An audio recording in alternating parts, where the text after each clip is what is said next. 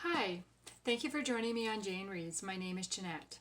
So, this idea has come up because I need to clean up my TBR list. There are probably close to 100 books on my TBR list, and some of them have been on there for quite a while. So, I'm addicted to Excel, okay? And I have been keeping an Excel spreadsheet of all the books I read, all the books that are on my TBR that I own, and any books that I want to get. And under the TBR and owned, I have a date of when I purchased that book. And I've been keeping that since 2011.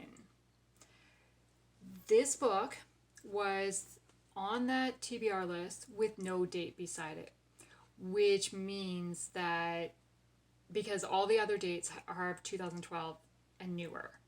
So this means it was bought prior to 2012, maybe even before I started this list. I don't know. So it was kind of like, okay, I have some books that I've had for a very long time. And so when I do my TBR each month, I've created a wheel, and one of the slots on the wheel is the oldest for my TBR. So when I did March's TBR, it came up, and that book at that time was Little Women, because again, it didn't have a date on it. If you've seen my March wrap-up video, you know that Little Women was not a favorite book of mine. So I'm kind of like, okay. And then it came up again in May. And I already had the plan to read this one, which was the oldest on my TBR. So then I had to go to my next one, which is this one. I'll talk about this one in a minute. So then I was kind of like, okay, I have quite a few books on my list that I've had for a long time. Maybe it's time to look at them and decide, do I still want to read these? Or do I just say, no, I'm not interested anymore? So I've written down the 10 books that are the oldest on my TBR, and I'm going to talk about them today. And I'm going to ask, what do you think I should do?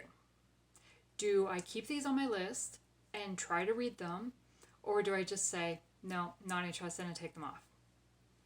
So the oldest of my TBR, as I mentioned, was this one, which is Reconstructing Natalie by Laura Jensen Walker.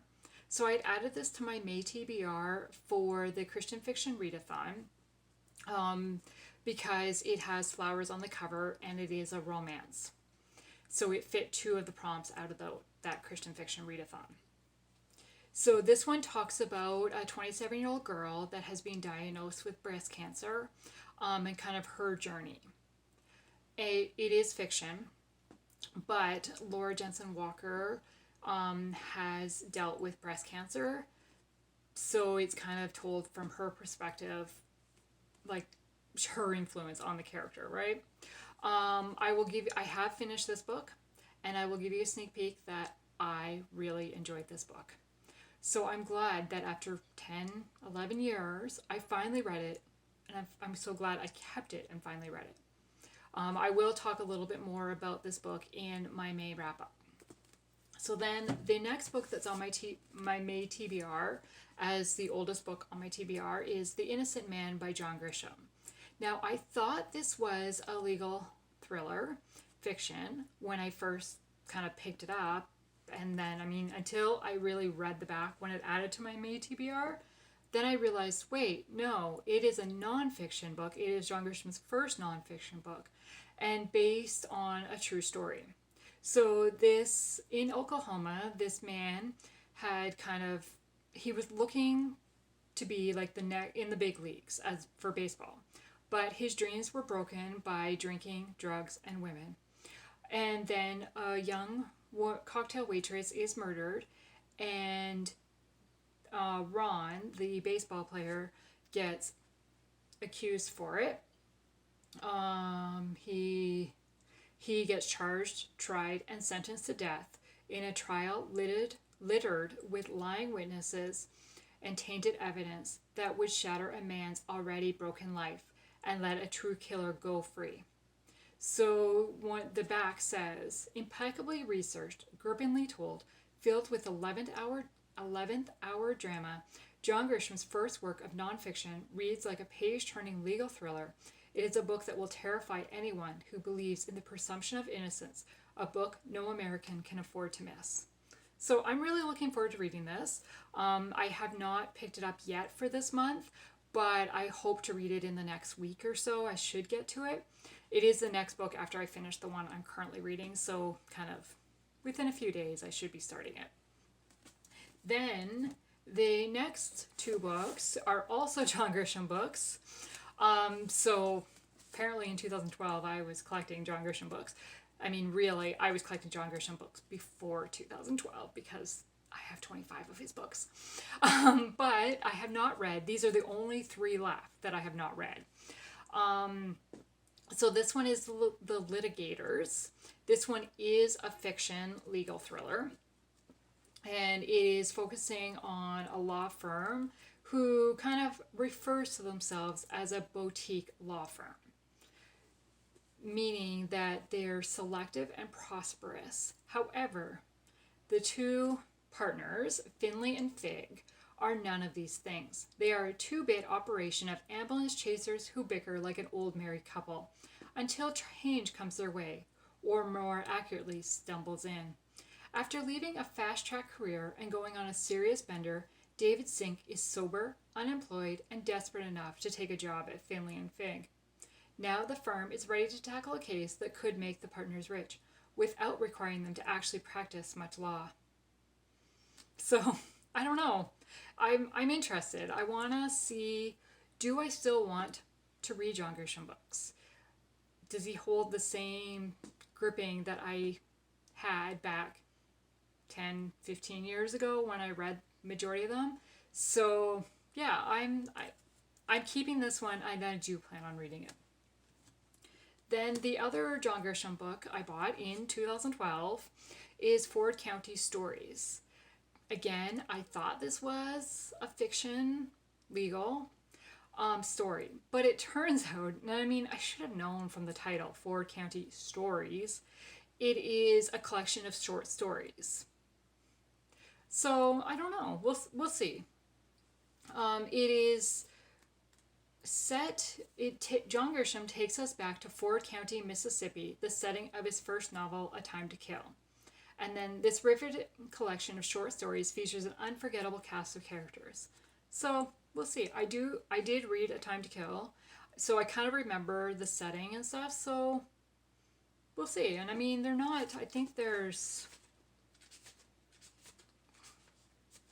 1, 2, 3, there are 7 short stories in here. So, I mean, they're not going to be that long, each of them. So, I probably could have read this in May for the short story readathon with Chantel, now that I think about it, but didn't think about it. But there is on the Read Your Bookshelf, there's a short story collection as a prompt for 1 month, I think. So, maybe I'll read that then. We'll see. So, then the rest of the books, the 6 remaining books that I have, right, yes, are all on my Kindle. I got my Kindle in 2011, late 2011. So I was buying a bunch of Kindle books, kind of stock up, and it was exciting and new, right? So the oldest book on my Kindle is The Good Life by Charles Colson. This is listed as a nonfiction Christian living. So Charles Colson is former pastor, I think. He has since passed away. But I'm pretty sure pastor, Christian speaker, writer, something. So he's, in this book, it says he's sharing from his own life as well as stories of others. Chuck Colson exposes counterfeits of the good life and leads readers to the only true source of meaning and purpose, Jesus Christ. But he does that in an unusual way, allowing powerful stories to illustrate how people have lived out their beliefs in ways that either satisfy or leave them empty. He addresses seekers, people looking for the truth. He shows through stories that the truth is knowledgeable, is knowable, and that the truly good life is one that lives within the truth. Throughout the book, readers will get to understand their own stories and find answers to their own search for meaning, purpose, and truth. So in college, I read a book by him called The Body, and I remember getting quite a bit out of it, and I still own my copy of it, and a lot of it is highlighted or underlined and comments made in the sides. So I'm like, that is probably what inspired me to buy this book in the first place. So I'm kind of like, do I want to read it? I'm not really sure. I don't read a lot of nonfiction, so we'll see. Then the book number 6 is Code Triage by Candace Calvert. This is book number 3 of her Mercy Hospital series. I have not read the other books in the series, so if I'm going to read this one, I'm going to have to get books 1 and book 2 first, because I cannot just read book 3. Like, I feel like I would be so lost starting with that book.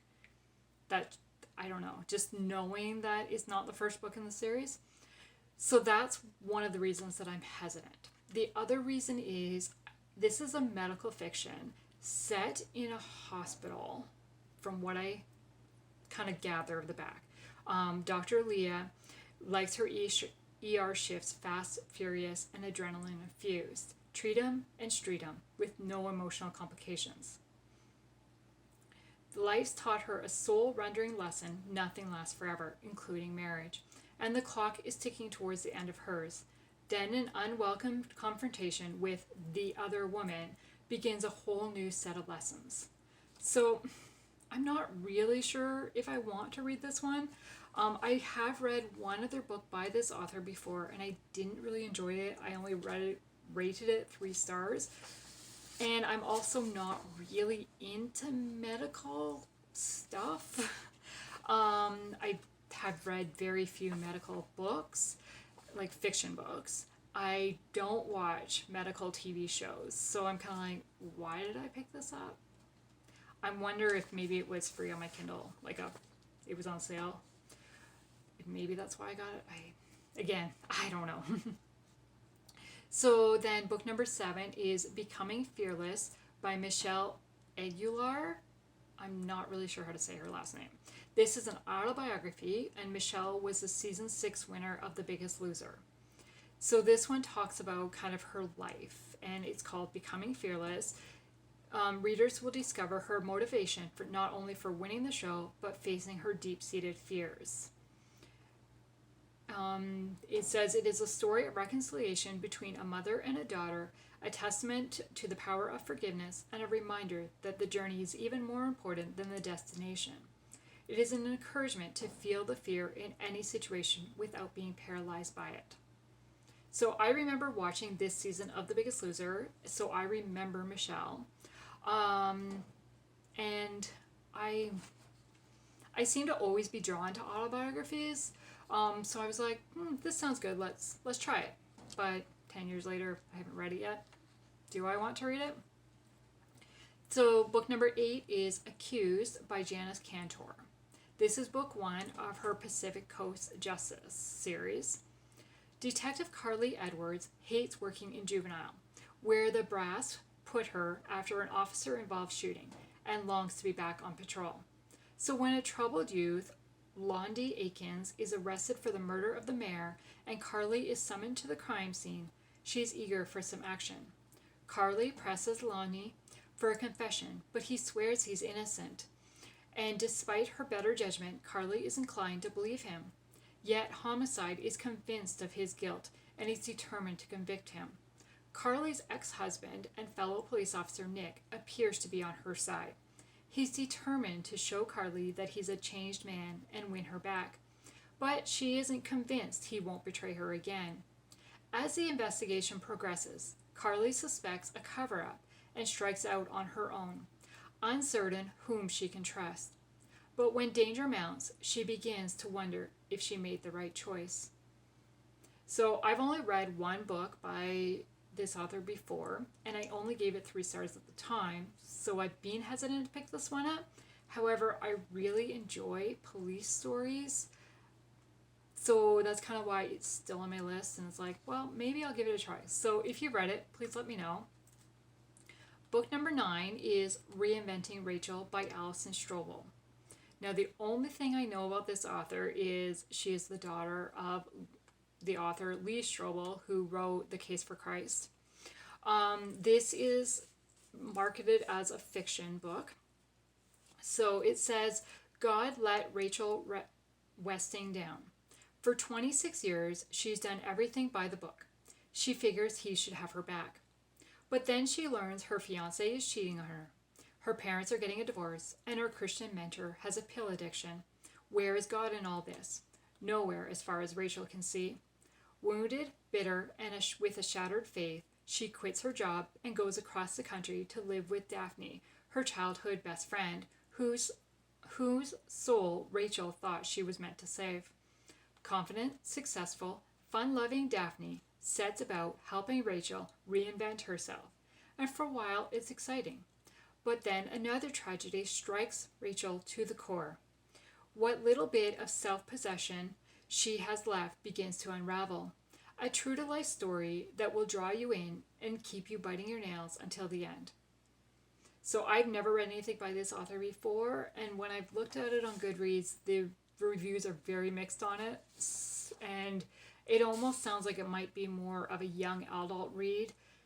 So I'm not really sure if I want to give it a try. Again, if you read it, please let me know. Or if you read anything by her and know her writing style, let me know. So book number 10 is Coming Back Stronger by Brees. Again, this is an autobiography. So apparently I have a thing for autobiographies, and I haven't read that many actually. So it talks about when a potentially career-ending shoulder injury left quarterback Brees without a team and facing the daunting task of having to learn how to throw a football all over again. Coaches around the NFL wondered, will he come back? After Hurricane Katrina devastated New Orleans, leaving more than 80% of the city underwater, many wondered, will the city ever come back? And with their stadium transformed into a makeshift refugee camp, forcing the Saints to play their entire 2005 season on the road, people questioned, will the Saints ever come back? It takes a special person to turn adversity into success and despair into hope. Yet that is exactly what Super Bowl MVP Drew Brees has done, and with the weight of an entire city on his shoulder. Coming Back Stronger is the ultimate comeback story, not only of one of the NFL's top quarterbacks, but also of a city and a team that many had all but given up on. So it talks about his hope and encouragement. With faith and determination and heart, you can overcome obstacles that life throws your way. So, I don't know. I do not follow football at all. I don't understand the game. And other than the fact that I could tell you that Drew Brees is a football player, and that's really only because of this description, I would have no idea what teams he played for, other than apparently he played for the Saints in New Orleans. I know nothing. So I'm like, it sounds interesting, but is it going to go into details that I don't understand and are just going to like confuse me? So those are the 10 books that are on my list that are the oldest books on my list. So this one I mentioned, as I've already read, really enjoyed. I'm going to be reading these 3 for sure.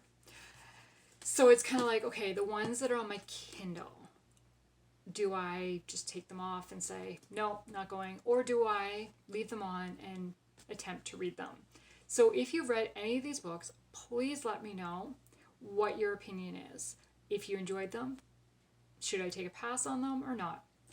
So thank you for joining me today, and I hope you have a good day. Bye.